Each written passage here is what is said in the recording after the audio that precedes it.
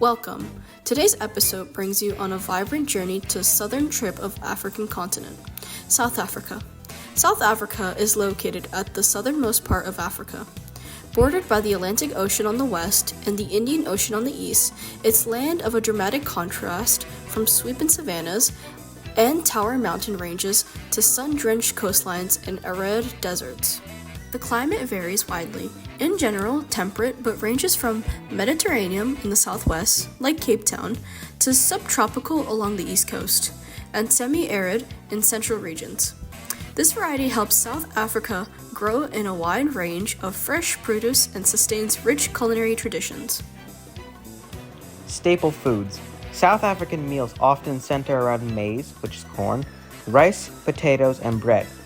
Maize porridge, known as pap, is a daily staple for many. Popular dishes: bobotie, a spiced minced meat bake topped with a creamy egg custard. Bunny chow, a hollowed out loaf of bread filled with curry, popular in Durban.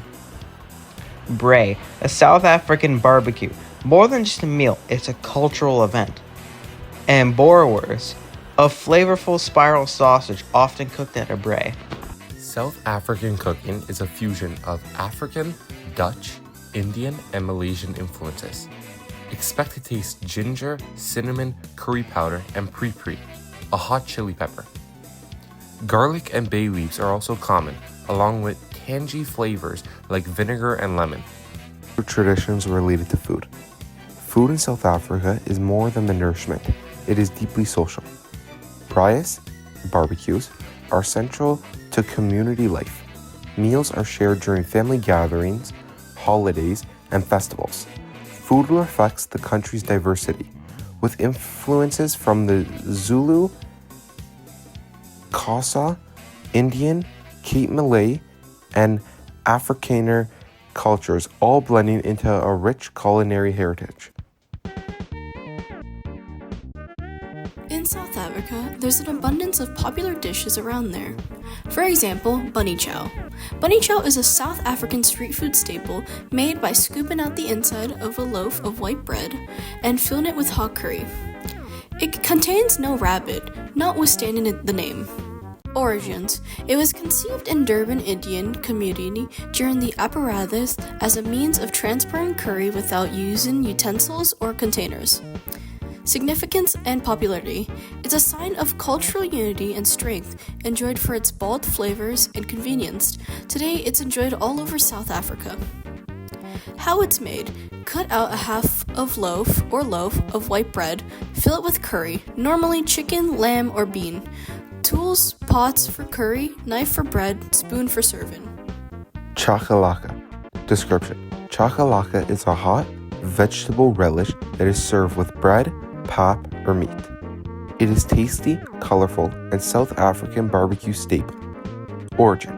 Developed by Mozambican laborers in Luxembourg, mixing pieces of vegetables and spices together to provide a plain but flavorful dish. Significance and popularity.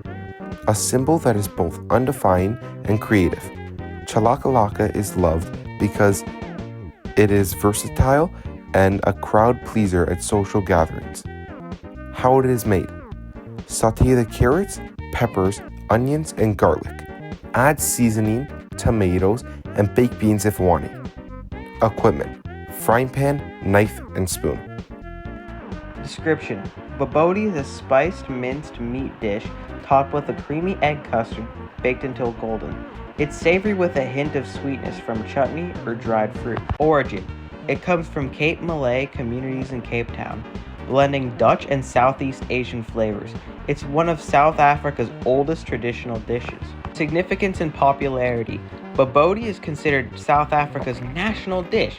It's popular for its unique sweet savory taste, and it's often served at family dinners and special occasions. How it's made.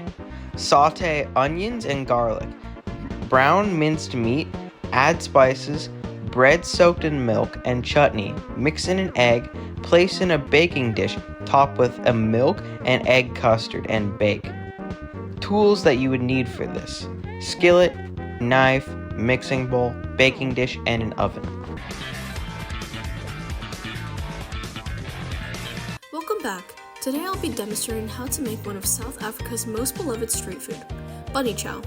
A spicy curry served in hollowed-out loaf of bread. This dish reflects the fusion of South Africa and Indian flavors and is especially popular in Durban, where it originated. First, we gather all our ingredients to stay organized. We made sure everything was in its place.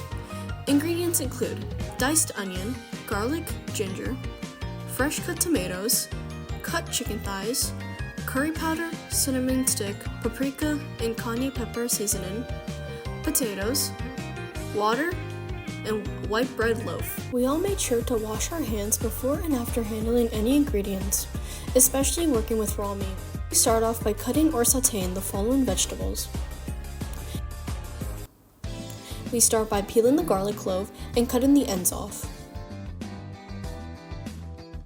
Now start to mince the garlic, for we need 2 teaspoons of minced garlic.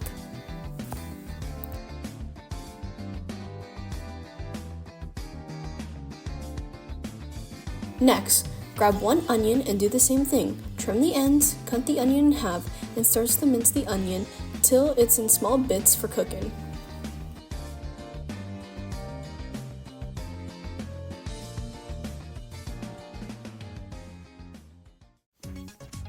We now start peeling the ginger.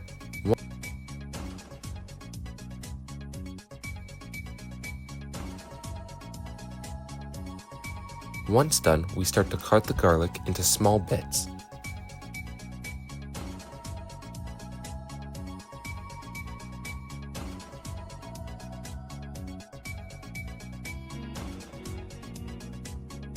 Next, we need 2 medium-sized tomatoes. We start by cutting them into half and begin dicing them until they are into cubes.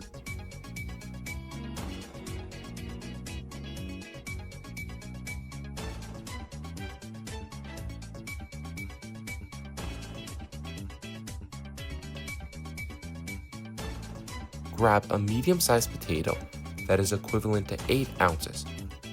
Start by peeling the potato.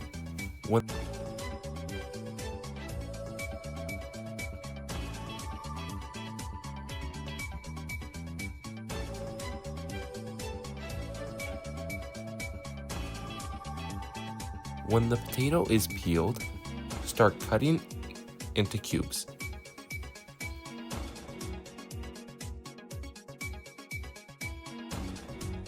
Grab a can of chickpeas, open it, and put a strainer, rinse and dry it.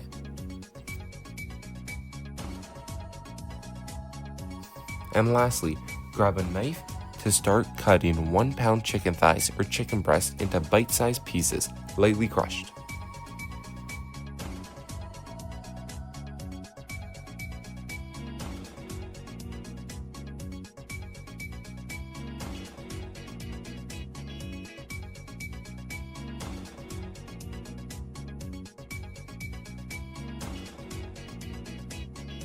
In a pan, we heat it over medium heat and then added chopped onions, garlic, and ginger. We cooked them until the onions were soft, releasing their taste. Add 1 teaspoon curry powder, 1.5 teaspoon paprika, salt and pepper, half a teaspoon of cayenne pepper, and lastly a cinnamon stick. Then stir them to enhance the flavor.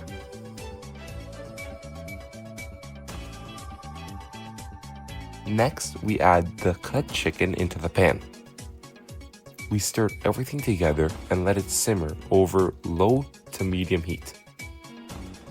Simmering is a moist cooking method that gently cooks the ingredients below the boiling point, allowing the flavor to fully develop. After we add the tomatoes, potatoes, and chickpeas, we adjusted the thickness of the curry with a bit of water and seasoned it to taste. Safety note, we stirred frequently to prevent the curry from scorching. Once the curry was thick and flavorful, we cut the bread and spooned the curry into the bread. This was the final step in making our bunny chow.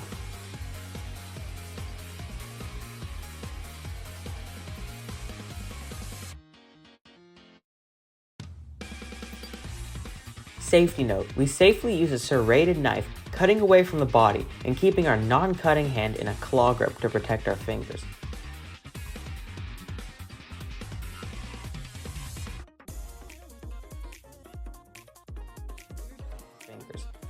After plating, we start by cleaning dishes, wipe down all surfaces, sanitize our cutting boards, and properly dispose of food waste. Remember, clean cooking is safe cooking. Bunny chow is more than just a dish. It's a piece of South African history, combining bold spices, creative presentation, and cultural tradition. It's easy to make, fun to eat, and perfect for sharing. Thanks for joining us. Now let's taste the flavors of South Africa.